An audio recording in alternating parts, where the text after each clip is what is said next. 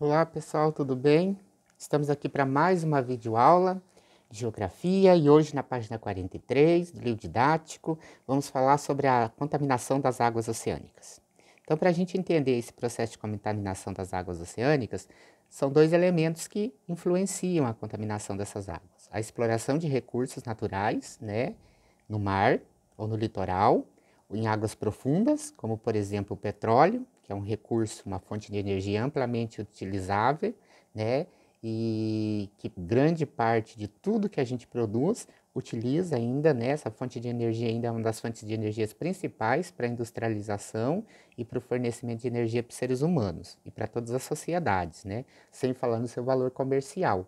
E nós temos grande quantidade dessas reservas em águas profundas. Ultimamente mesmo no Brasil foi encontrado o pré-sal, uma camada de petróleo gigante que está sobre a camada de sal no oceano, chegando até profundidades de 7 a 5 mil metros de profundidades.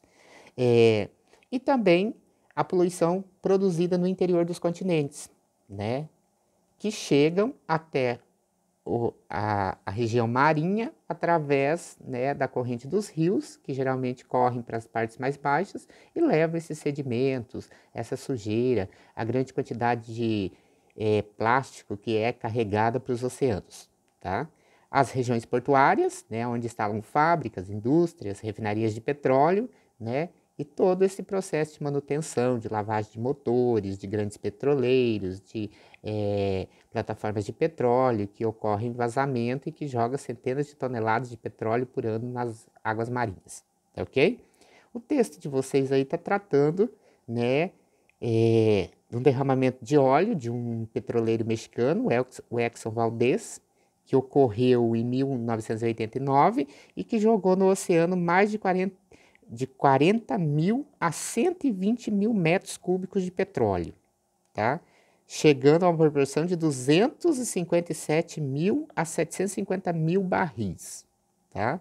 E o outro caso que ele está trazendo é da explosão da plataforma de petróleo Deepwater, da Horizon, que no noroeste do México e no sul dos Estados Unidos, foi uma explosão que demorou vários dias para ser fechado a fenda do fundo do mar, porque são explorações de água de petróleo, são explorações de petróleo em águas profundas. Então precisa furar a rocha matriz, e geralmente a questão que se coloca é que o avanço das companhias na exploração de petróleo em água profunda geralmente não é acompanhado pela técnica e pela tecnologia que deveria ser acompanhada essas atividades tão perigosas e com alto grau de complexidade.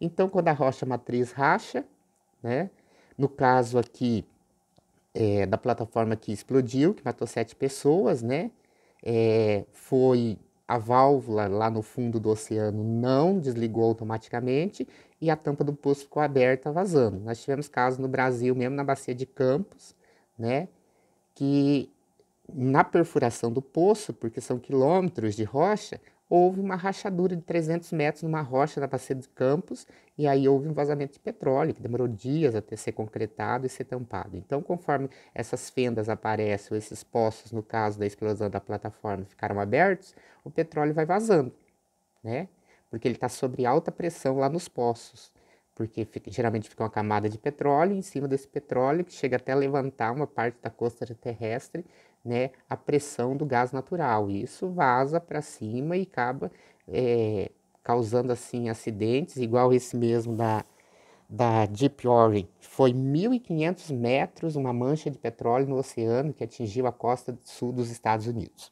certo? Então vamos só lembrar mais uma coisa. Eu vou colocar um vídeo para vocês também falando sobre esses acidentes de petróleo, tanto na Bacia de Campos, como os acidentes, como o derramamento do Exxon Valdez e o próprio explosão da plataforma de petróleo, tá? Lá nos Estados Unidos, no México. Quer dizer, no sul dos Estados Unidos e no noroeste do México. Então vamos lá. Só para relembrar aqui, outras questões que o texto de vocês trata e que é importante vocês não esquecerem. Poluição, está tratando de uma poluição marinha, feita basicamente à base de petróleo, mas essa poluição, vamos só reforçar, ela também vem de dentro dos continentes. das regiões mais internas trazidas pelos rios, que são os complexos petrolíferos de refinamento, distribuição de petróleo, né?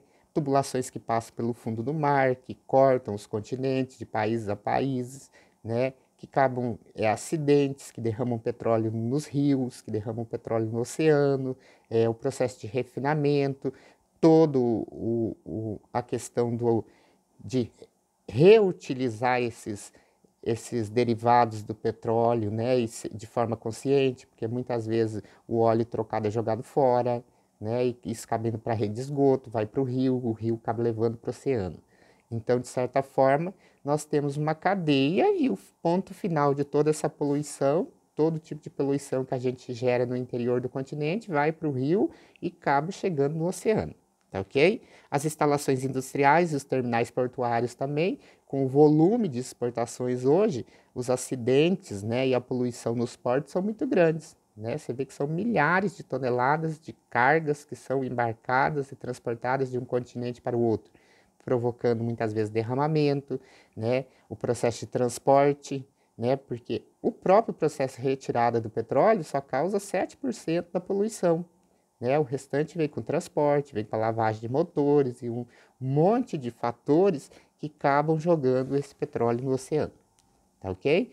Então vocês observem o vídeo que vai ficar postado lá na plataforma junto com esse vídeo aqui, do texto do livro, e aí vocês podem tirar as conclusões de vocês sobre a respeito da complexidade que é a utilização da fonte de petróleo e também da poluição que a gente provoca, ok?